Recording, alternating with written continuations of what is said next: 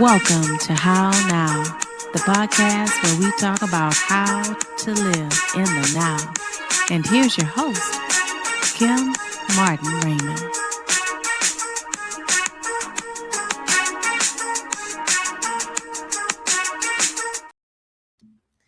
Peace and blessings, love and light, and welcome to this edition of the How Now podcast, where we talk about how to live in the now. I am your host, Kim Martin Raymond, and I'm a minister, spiritual life coach, holistic nutritionist, author, and founder of Redefining You LLC, where I help my clients to realign themselves, mind, body, and spirit.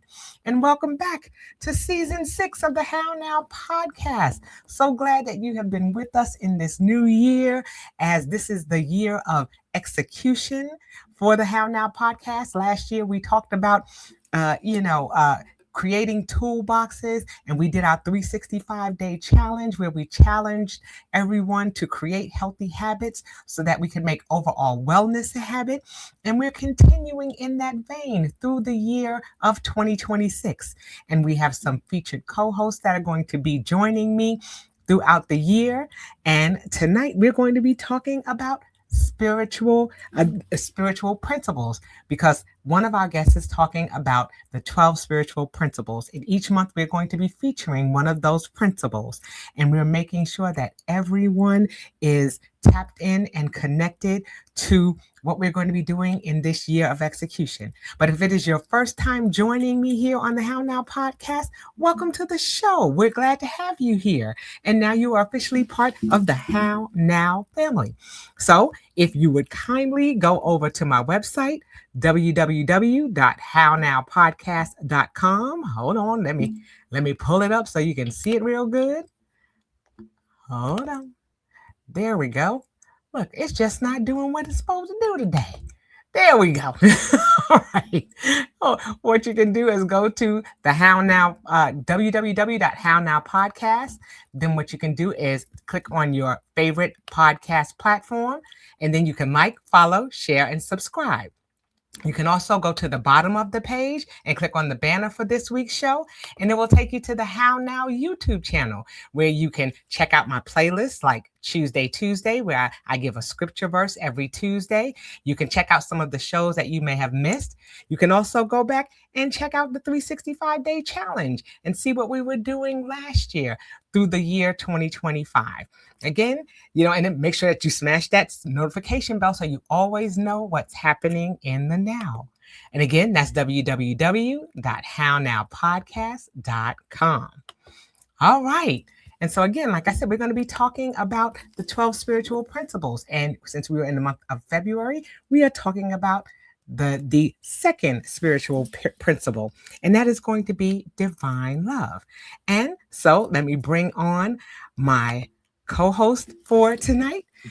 He is no stranger to the show. Like I said, he was here last month, and we were talking about the first spiritual principle and the luminary there. And I'll let him, expound on that a little bit more. But as is customary with the How Now podcast, I'm going to have him introduce himself at this time.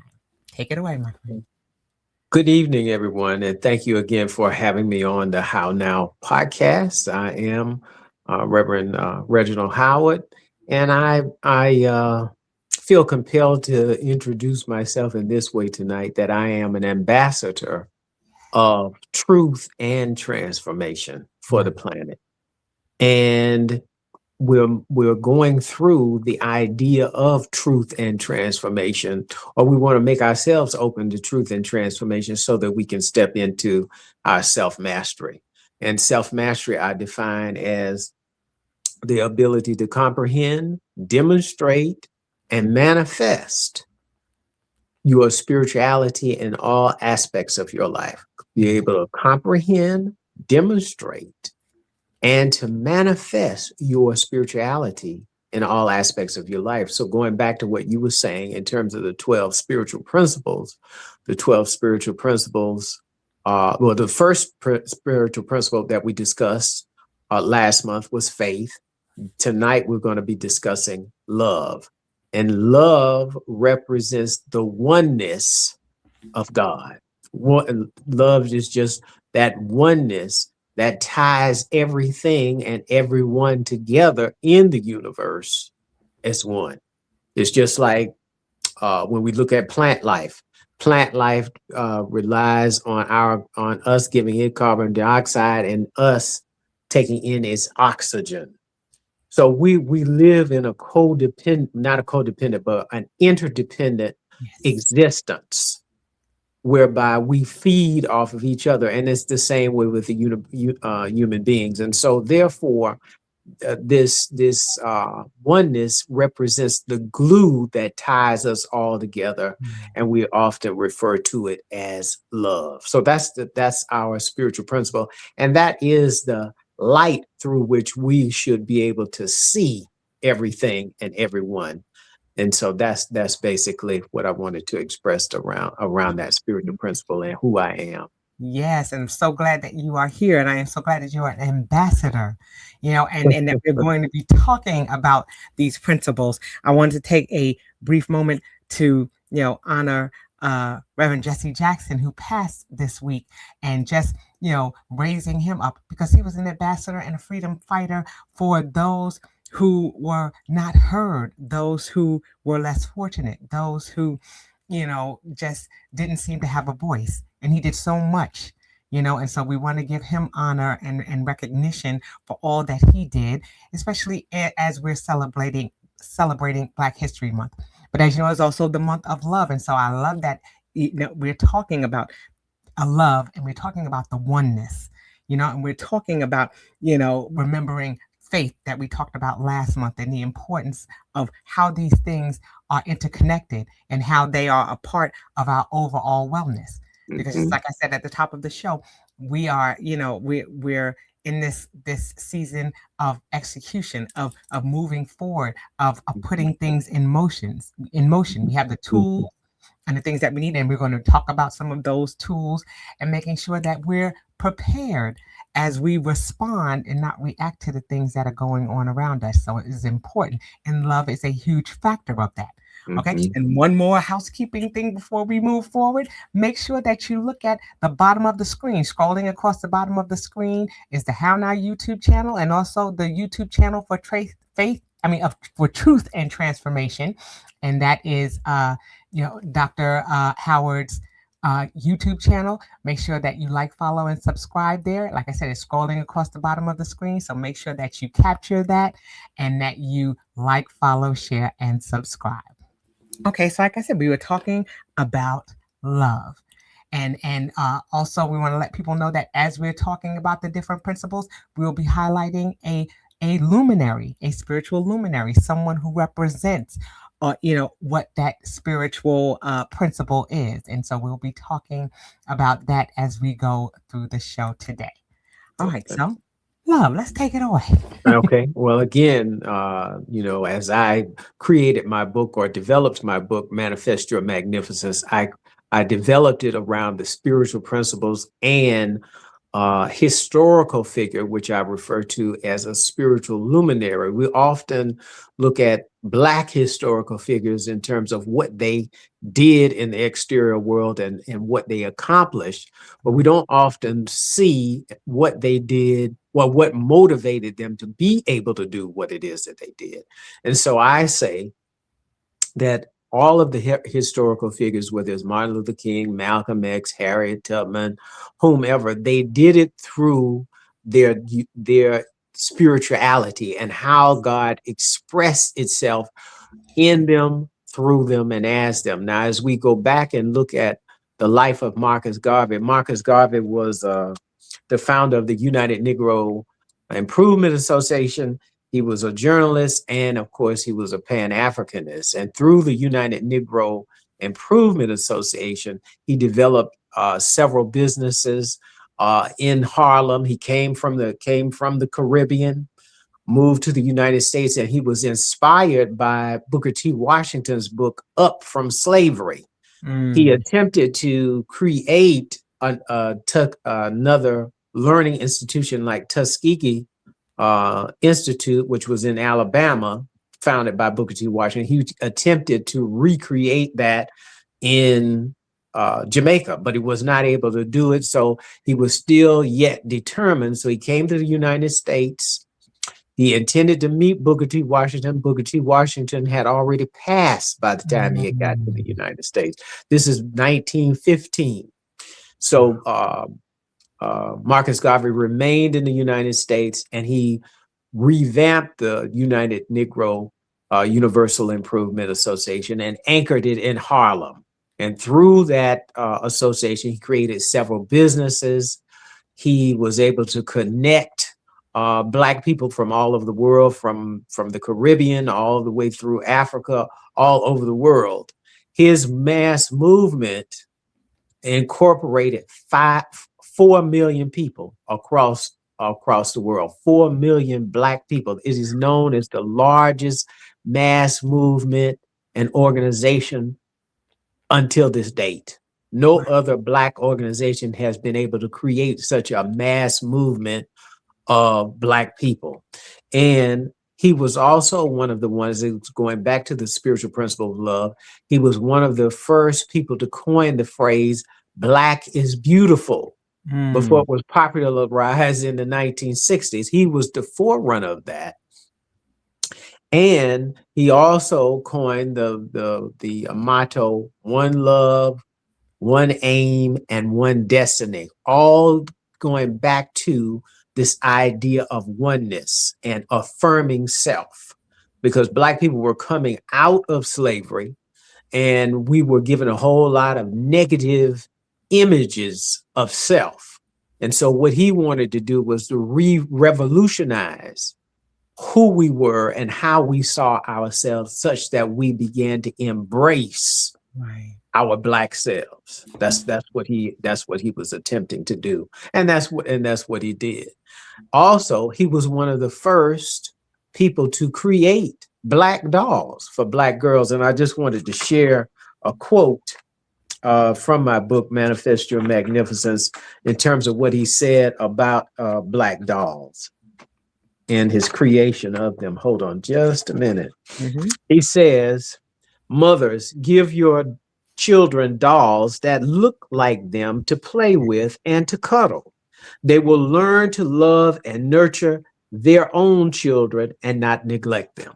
Now, this was in 1917, 1918. We often don't realize how much our people have done in terms of providing a spiritual blueprint, such that if they could do it in 1917, or if they did it in 1906, as Madam C.J. Walker became a millionaire, the first millionaires to become self-made in the United States, we often don't realize it was their spirituality that gave them the impetus to do what it is that they did. And what Marcus Garvey did was he took the divine idea of creating a Black doll for Black children, for Black girls in particular, to reinforce the idea that they were beautiful. Now, that we have to take the idea that the Spirit is giving us. If we use the idea that the Spirit is giving us, that is our means of stepping into the richness of who and what we are.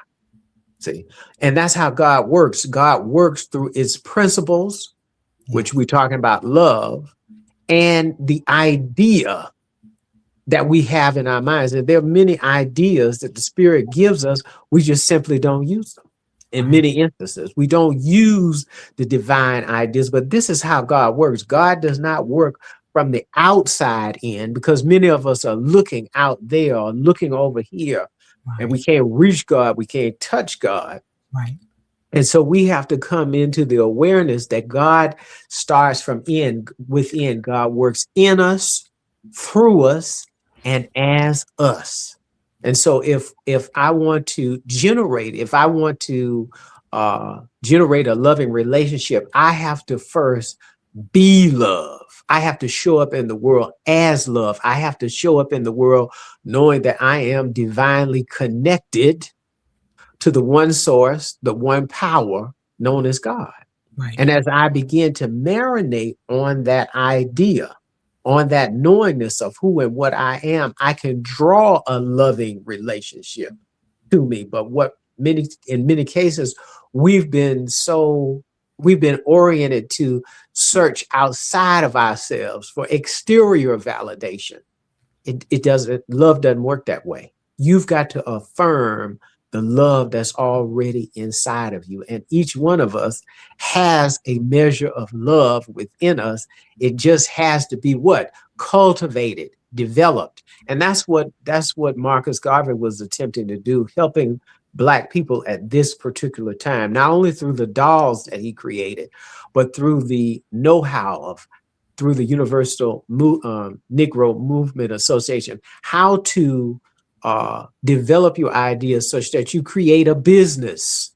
So this was also helpful for Black people during this time, was beginning to help them to see themselves affirmed in their own eyes. These, again, were Black people coming out of slavery. It may have been 30 years, 35 years. He himself was coming out of the Caribbean. We know that in the Caribbean, they were colonized.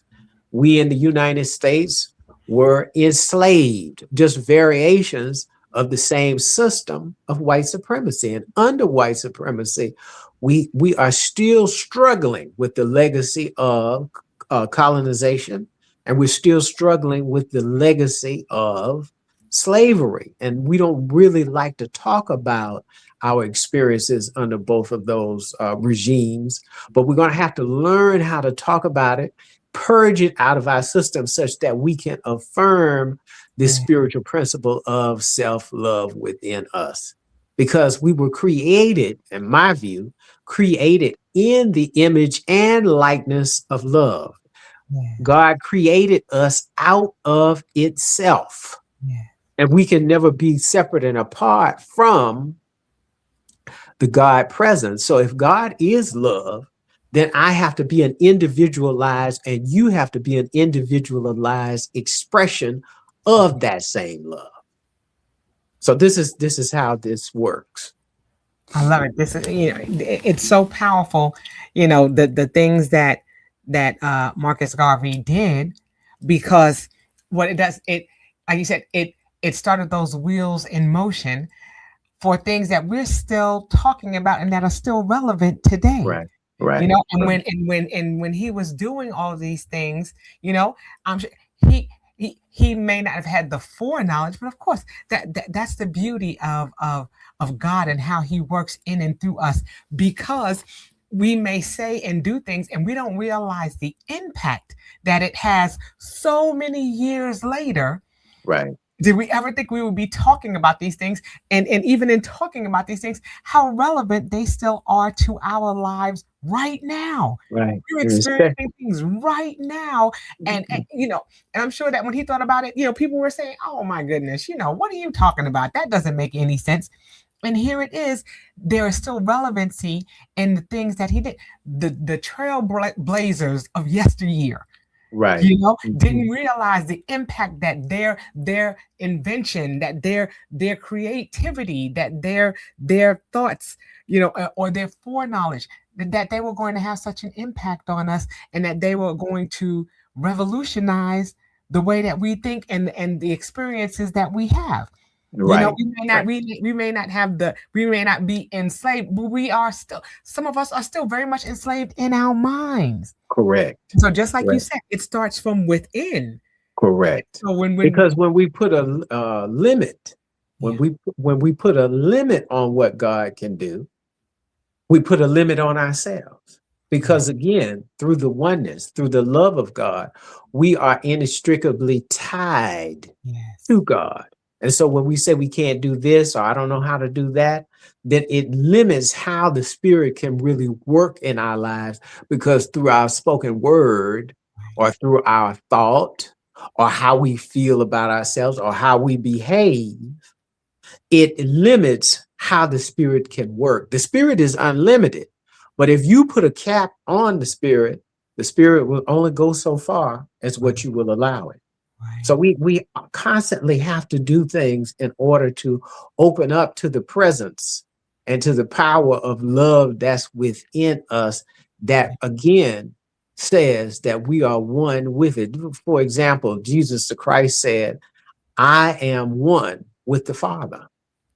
meaning I am one with the spiritual presence that's within me. Greater is he that is within me than he what that's in the world.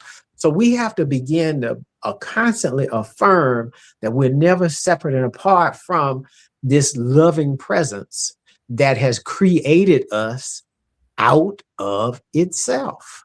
Right. Right. I want to just share another, I should have marked it off in my book, but I want to just share something, another quote from Marcus Garvey, because you had mentioned being enslaved or us still having a slave mentality. And give me a minute to Sure. find it here.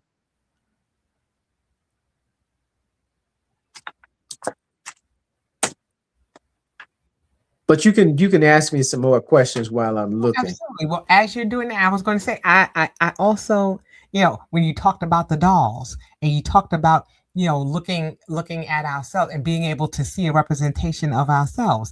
Again, that's still something that is prevalent. That's still something that we're experiencing today, that we're experiencing now, being able to finally see reflections of ourselves, whether it be in activities, professions, things like that. We're always looking for representatives or people that represent who we are, who look like us, because then that way we're making a connection.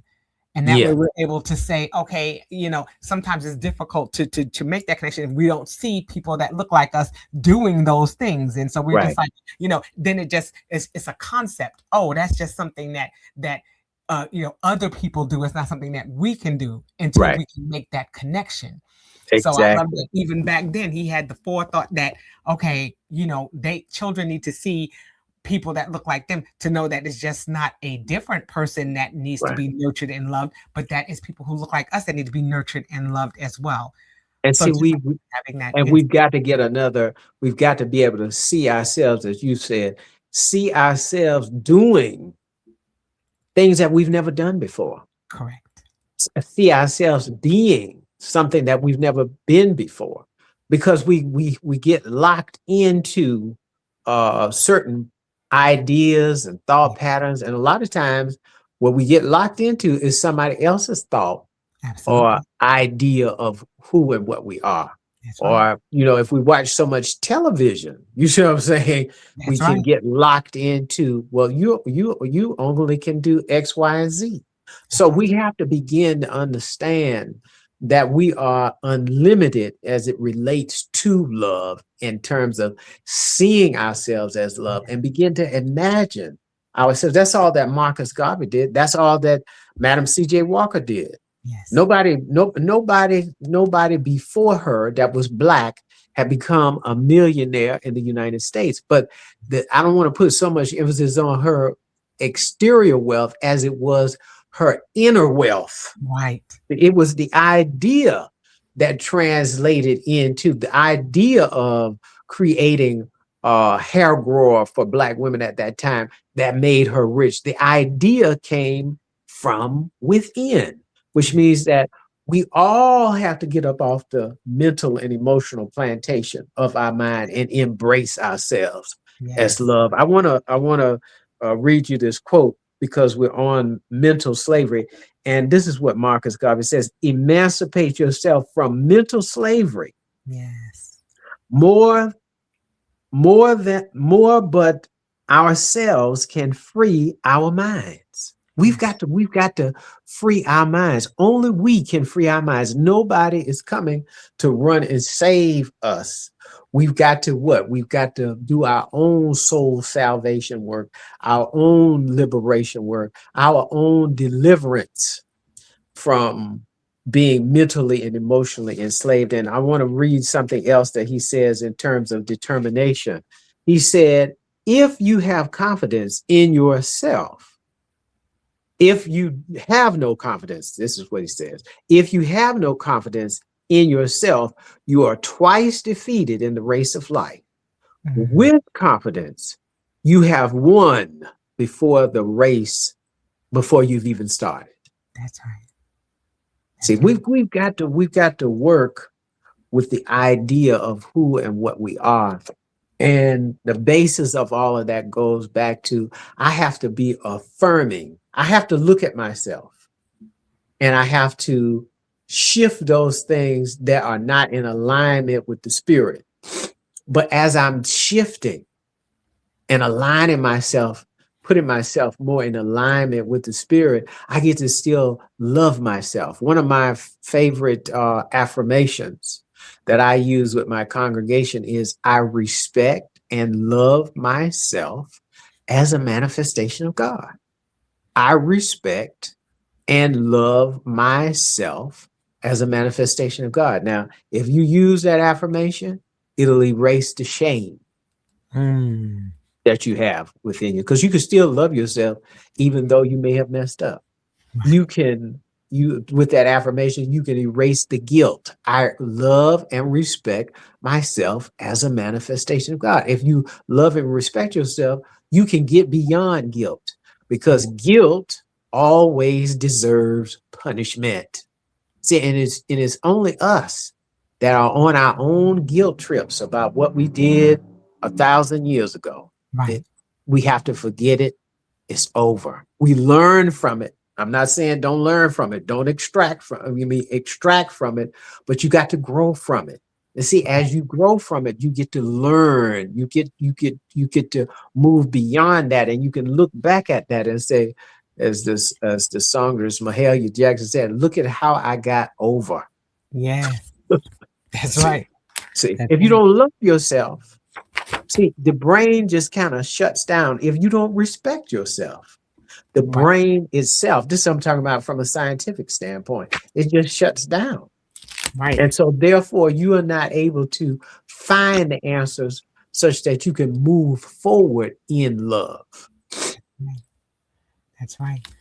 I mean, it's just, like I said, these are some powerful things. Like I said, you said affirmations, and that's the thing. We have to be able, like you said, to have that shift in our mind.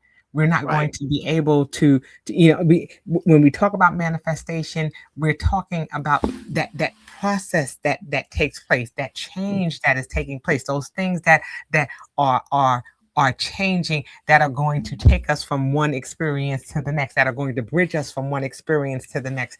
It's important that we consider what that manifestation brings. And I want to emphasize, since you're on the point of transformation, you can transform. If let's say, God forbid, but let's just say a person that's listening has low self-esteem, or they don't like themselves. You can transform dislike of the self or low self-esteem into high level self-respect and love of self. You see what I'm saying? You have the ability to transform that first by just accepting that there's a measure of love within me. Now, I may not have harnessed it, I may not have developed it, but through the spiritual presence of God, which I was created out of, I have been imbued with love. There's a measure of love. It may need to be harnessed, it may have to be developed, but the love of God is in you, through you, and as you.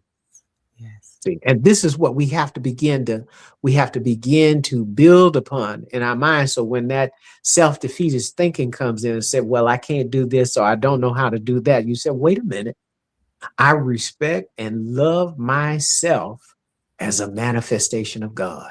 And that will reignite your awareness of who and what you are. You are the love that you seek. Honestly, the thing that we look for outside of ourselves, we already have it. But as we begin to resonate with this spiritual principle of love, we'll be able to draw loving friendships, loving family relationships, and loving romantic relationships to us as we begin to resonate with this idea, with this spiritual principle of love, which is really a part of your spiritual identity. That's another thing that I want to get across. You are the thing that you're looking for. Many people say, well, nobody loves me. I don't feel the love. First of all, you've got to begin to resonate, accept the idea that you are love. You got to begin to accept that. Now, how many people, if we begin to understand and know who we are and say, I am love, think about how we would relate to one another, because relating is the basis of relationships. And so basically, I cannot relate to you in a negative way. Or let me say it this way, if I relate to you in a negative way, then I'm also relating to myself in that same way. Because I can only relate out of what I feel about myself on the inside. Now, people don't take to that easily, but that is something that we have to work with. See, we have to work with the idea of looking at other individuals through the eyes of love instead of through the eye of instead of through the eye of criticism. Because when we criticize, when we tear down, and see, I'm also a therapist, a psychologist, so I know that when people tear down and criticize other people, I also know that they're looking at themselves in that same way. Because I can only relate to you based on how I relate to myself. And if I'm not loving to myself, I'm not going to be loving toward you either. Right. When I lie to you, that also means I'm lying to myself on some level, because I have to be convinced of a lie before I'm able to tell it to you. If we really haven't understood that relating is the basis of relationships, and our relationships, we have to be able to relate to one another in love, out of self-respect. See, there is no spirituality unless I respect myself. Right. See, I've got to respect this creation, this manifestation that God has brought forth. I've got to respect it. If I don't respect it, then I'm going to create all kinds of discord and trauma and ultimately hell, because you don't have to go any place to experience hell. we got to get this straight, that we conjure up the hellish conditions in our own lives. See, and many times we say, "Oh, it's the devil." All we have to do is look in the mirror and see that devil. See, we say the devil is so busy. We have to begin to understand, if you think evil, you're going to be evil. You know what I'm saying? And this is how hell manifests itself in our lives. So we have to begin to center our thoughts. I'm going back to our spiritual principle. We have to begin to center our thoughts on love, on the oneness, and realize that wherever I am, the love of God is. Yes. And that I could never be without the spirit and the presence of God, or the spiritual presence of love. I'm always in the energy field of the one power and the one presence known as love. Oh my goodness. Now, let me just say, okay, I got to roll back on one of these things. When you said you have to be convinced of a lie before you can tell it, what? All I'm saying, it's all about perspective and how you see things. And I, and I'm sure there are some others out there who said the same thing. Like, whoa, wait a minute. That's you have to be convinced of a lie to tell it. Yeah, because I'm the first person that like, for example, when I get ready to deliver a sermon on Sunday, the sermon is delivered to me first. Right. And then I go and give it to an audience or on a podcast or wherever I am. This is how the Spirit works. It works with us first. So when we are in relationship with other people, we always have to remember who and what we are. As I said earlier, you are love. So when you go against love and you lie, that's outside of your spiritual identity. Wow. See, and that's the devil. You know what I'm saying? Right. As opposed to thinking there's this character with some horns and a tail chasing after you. See, when we think evil, When we think evil, we're going to be evil. You know what I'm saying? And Right. that's the way that works. Nobody thinks in our mind but us. And what does the scripture say? As a man thinketh in his heart, so is he. The heart is the sacred center in the body. From a metaphysical, spiritual standpoint, the heart is this ancient symbol of love. Yes. And so we have to begin to understand, even when we have these conditions in our bodies, as it relates particularly to the heart, a hardened heart. You see what I'm saying? All of this stuff, it just doesn't come from the food that we eat.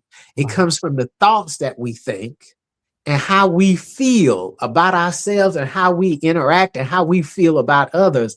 That also can give you a hardened heart, That's which causes a heart attack. See, right. we got to begin to think beyond just the surface. So getting back to this idea and spiritual principle of love, we've got to think love, we've got to feel love, Right. we've got to speak words of love, and we've got to behave in love.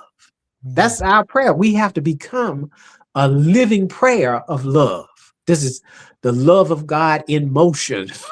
And only you and I can bring the love of God into motion, because this is how God gets himself into the world, through me and through you. So a lot of times we'll say, well, why is there hunger in the world? And why is there war in the world? It's only because of man's ignorance of who and what he is as love.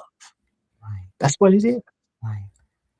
Absolutely. You said something powerful, and you said it in a sermon a couple of weeks back. Okay, because Okay.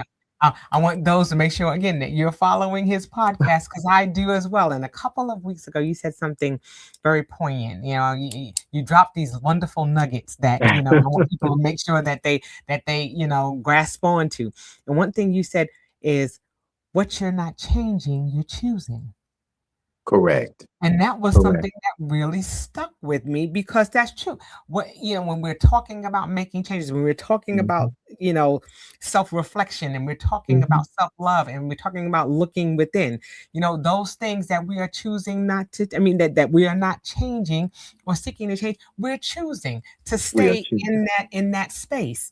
Mhm. And we're not Mhm. going to be able to, we immobilize ourselves when we're not seeking to make the necessary changes that we need to make. Correct. That's what these podcasts and these conversations are all about.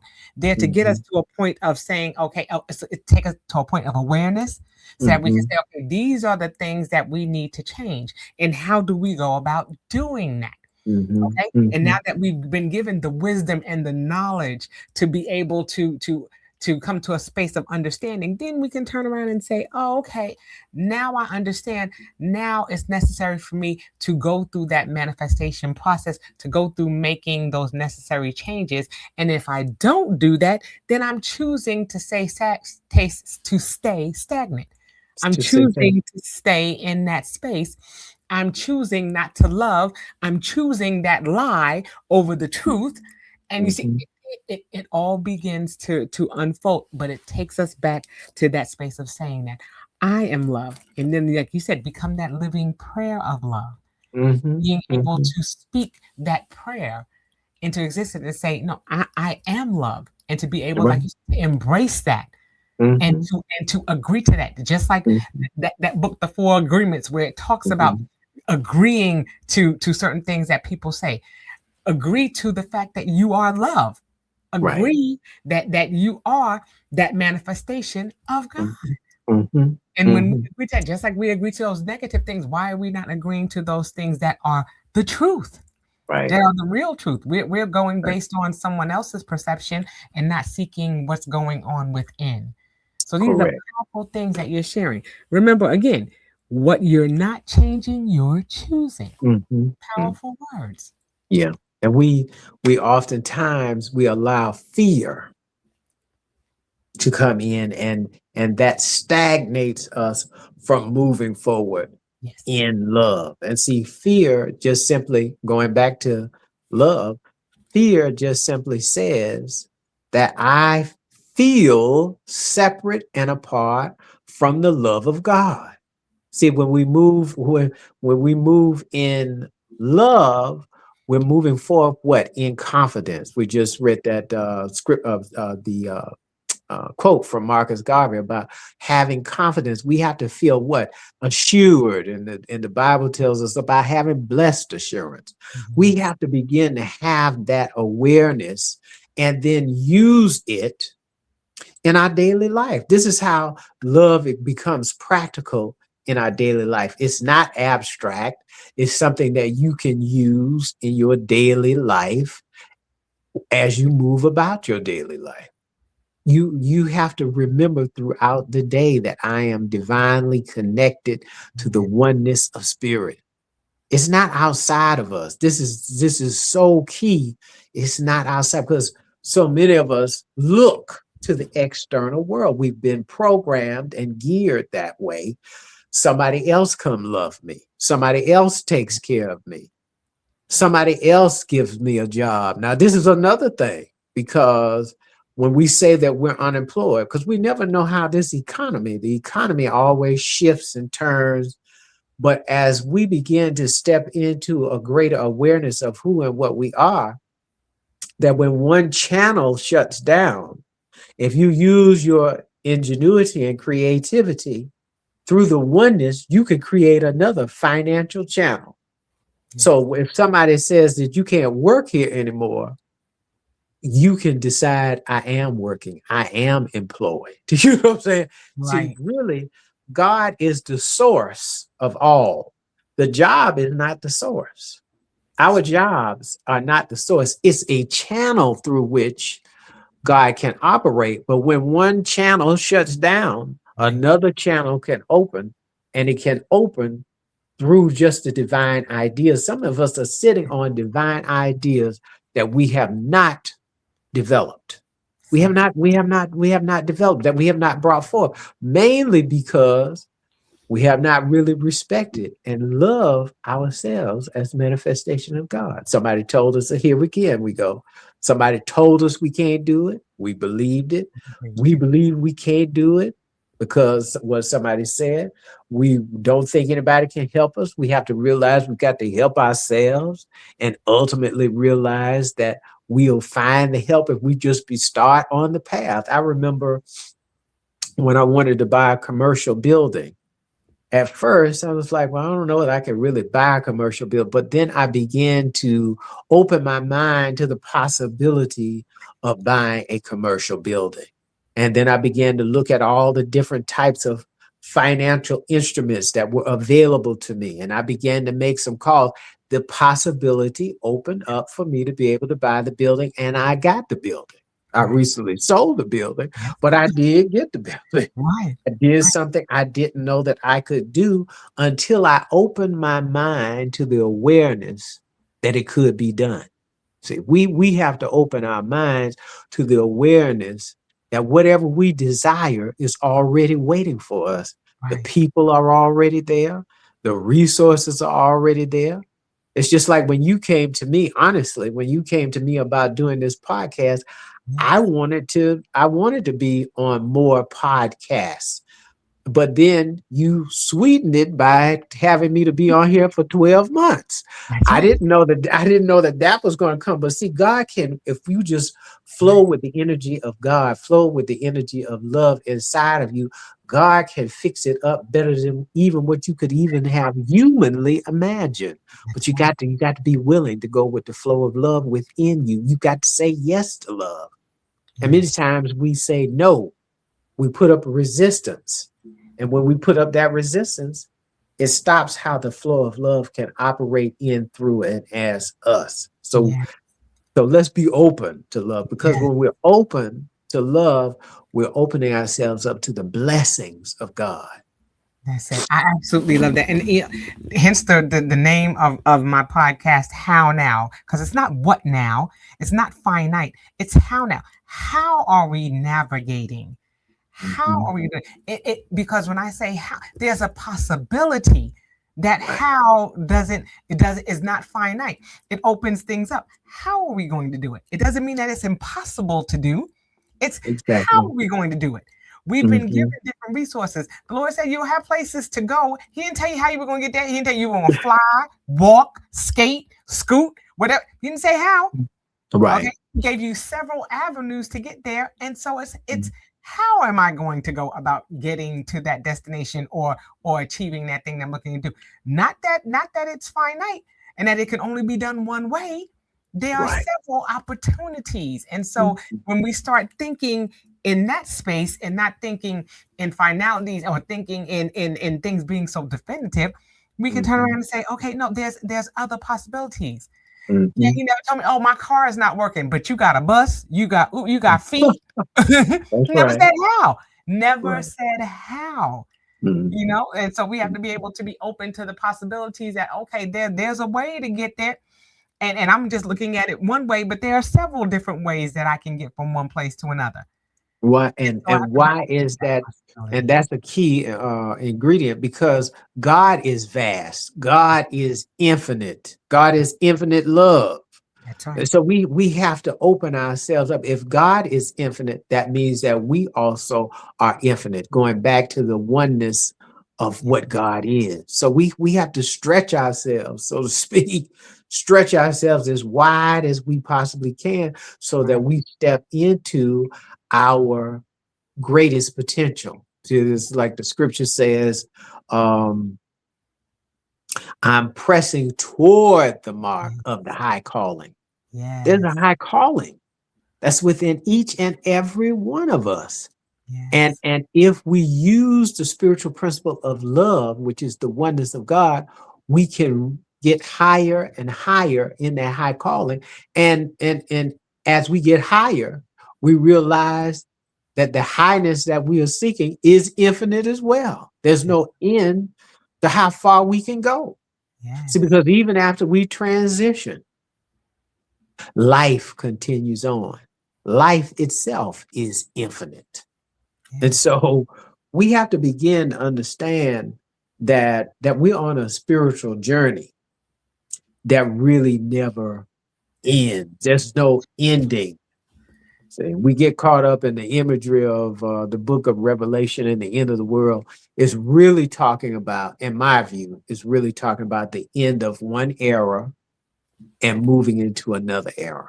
But that's we've right. been taught to only look at the surface and see if you're not too informed, that's all that you will look at That's right. is the surface. We have to go beyond the surface to understand not only what the Bible is saying, but what is my life's journey really saying to me from a deeper and more spiritual perspective. It's more than what you see. See, you're more than that. You're Yeah. more than that job. I'm talking to That's the whole audience now. You're yeah. more than that job. See, it's what you bring to that job that That's makes a right. difference. It's That's right. what you bring to, many people say, well, I have my so-and-so degree and I have this degree. It doesn't matter what kind of degree you have. It's what you bring to your degree that makes the difference. See, Yes. see, Yes. it's what you bring to your role as a mother or father that makes the difference. Because many of us get caught up in roles That's right. and we say, That's well, right. I'm a mother or I'm a father. And I was sharing this with a friend the other night. I said, mothers and fathers or parents don't always parent the same. So That's right. anybody can bring forth a child, Right. but what makes the difference is how you parent the child. That's Are right. you loving? Are you nurturing? The woman up the street, I'm just using this as an example. The woman up the street who may be a mother may beat her children, may abuse her children. The woman down the street may engage in loving her children, nurturing her children. And so they are both a mother. See, Right. again, it's what we bring to our various roles that make the difference. And if I'm bringing love to the role that whatever role that I'm playing, whether it is whether I'm working on my job as a government contractor, or whether I'm giving therapy, or whether I'm working on my role as a minister, is what I bring to the role that makes a difference. And see, we That, get caught up with the outer and not realizing I'm bringing my whole self, I'm bringing who I am to this particular thing. So That's it. and the question that we have to ask ourselves is, when I'm operating in my role, am I bringing forth the love of God in my role? Yes. Yes. You know, it's funny that we're talking about this because the Tuesday that I shared this week was Jeremiah 29:11. For I Mhm. know the plans I have for you, declares the Lord. Look at that. He has a plan for our life. You know, Correct. we have to be able to connect and walk in that truth and walk in what that plan is that he has for us. So, like you said, the vastness, the possibilities, the manifestations are all there. And it's just a matter of us, like you said, seeking within, connecting with him. We don't know the plans, Correct. but he knows the plans, like it says, to prosper Mhm. you and not to harm you. Right. You know what I'm saying? Mm. He's so good in how he brings all of these things into, to come full circle right at Mm. the time when you need to hear it. Right at the time when you need to add it to your toolbox so you can reach back down into that toolbox and remember that these are the things that are possible. These are things, and it's just me connecting and believing and knowing that the love of God is not going to fail me, Right. but See, it is going because to manifest. you said something very key. The love of God is not going to fail you. And we have to remember at the very least, God can only be good to us. See, but many times we have been so inundated and programmed with the idea that God has to punish and God has to put us down. God has to do this, that, and the other. See, because we have so many ideas that are not centered, or thought patterns that are not centered on the love of God, we experience all types of negativity that the world has for us. Right. You see what I'm saying? And so we have to begin to understand and know who and what we are. We have to have the discipline of mind and the presence of mind to keep our minds stayed on love, stayed on what? Thee. And again, realize and know that if I'm stayed on thee, I am a manifestation of thee. I am a manifestation of God.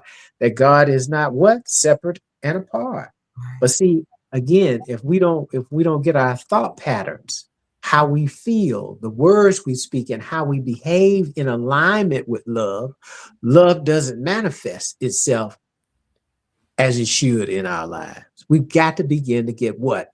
Our thoughts, our feelings, the words we speak, and our behaviors in alignment with our spiritual identity. And one of those aspects of our spiritual identity is love. We talked about faith last month. See, again, what does the scripture say?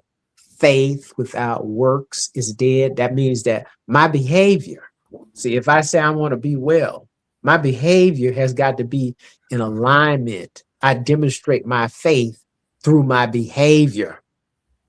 See, if my behavior is not in alignment with, I say I want to be well. If my behavior is not in alignment with wellness, if I don't drink water, if I don't eat vegetables, if I don't adhere to some dietary laws, then I'm not going to experience the love of God through my health. And the scripture goes so far as to say that our body is what? The temple of the Holy Spirit. So if our bodies is the temple of the Holy Spirit, well, why is it breaking down? Right. Why are we so programmed to believe as we age that we got to break down? See, a lot of this is just programming. Absolutely. And we're being programmed in the opposite direction of love, in the opposite direction of self-respect, because somebody's got to sell us some drugs. So right now we're at the end of the what? The cold and flu season, Right. which is a fall season. And then now we're on the precipice of the allergy season. Right. Somebody's got to, if I create that for you through the commercials and through the television, showing you, giving you images of people sneezing, coughing, and all of that. See, that begins to move out into the atmosphere, that idea and that awareness. And those of us who believe in that so strongly, then that becomes our prayer. And then that is exactly what we manifest. Now, this is a little bit different teaching, but we've got to begin to understand that we've got to look beyond the surface. Yes. Everything manifests in our world through thought. Yes. That's the first place that it manifests.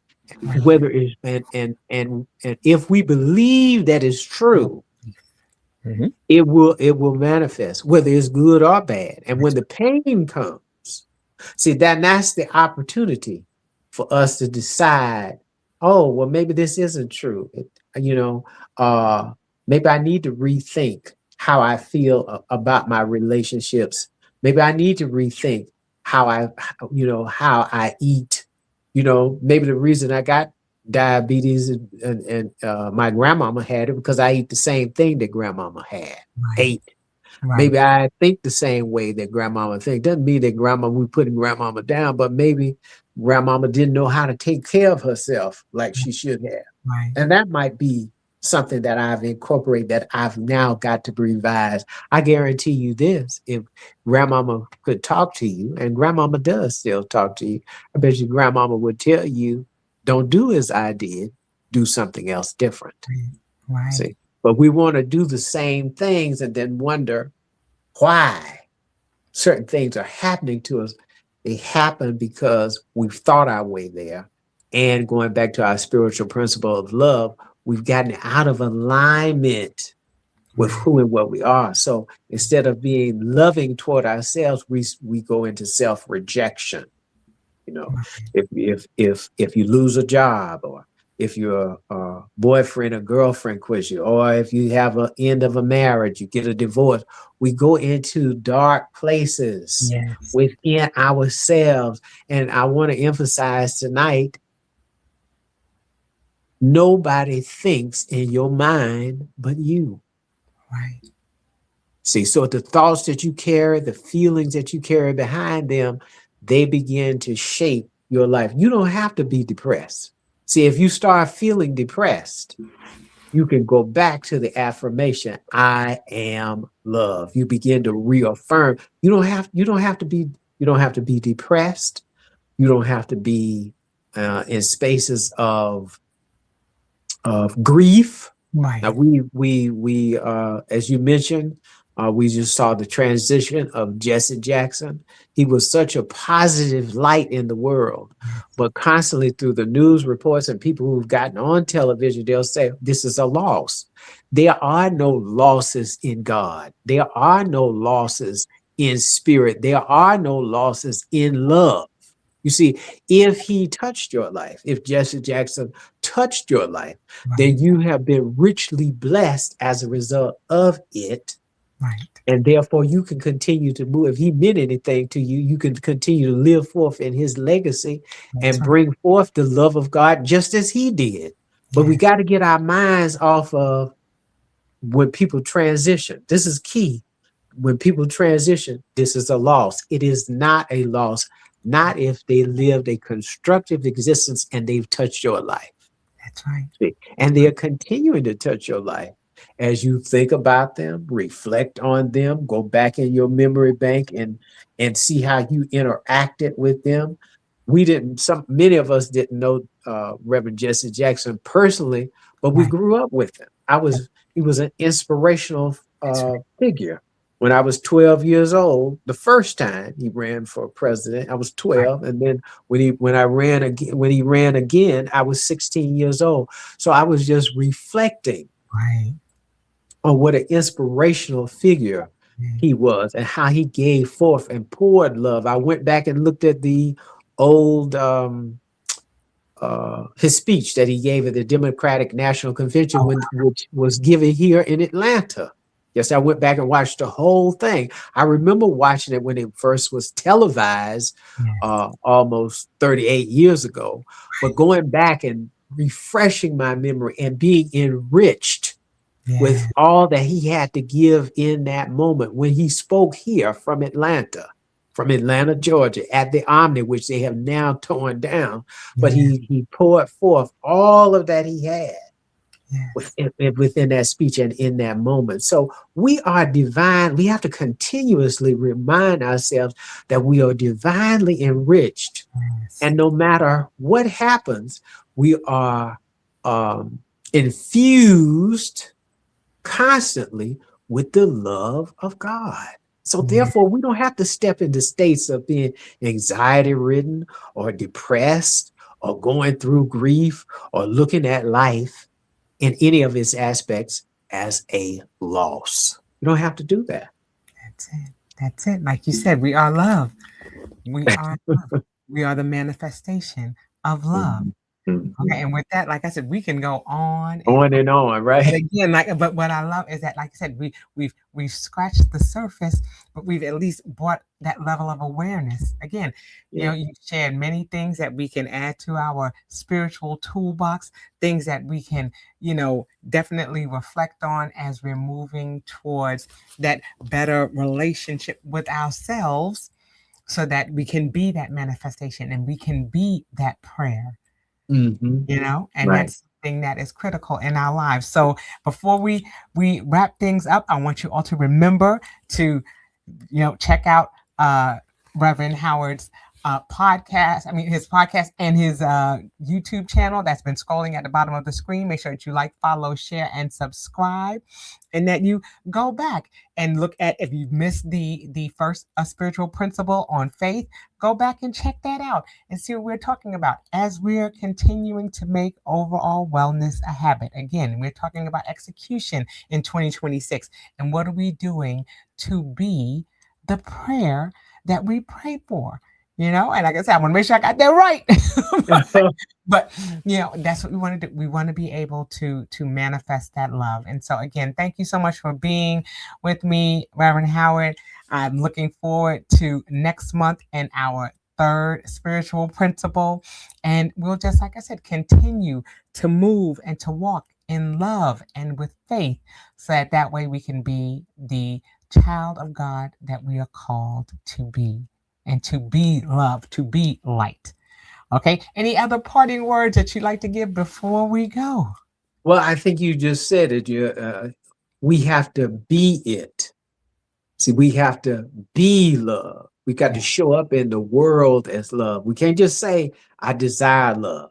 See, because you are the thing that you desire. So we have to be love because it is our spiritual identity. All right. Okay. And with that, I'm going to say that will do it for this edition of the How Now podcast, where we talk about how to live in the now. And until we see you all the next time, I say peace. Peace.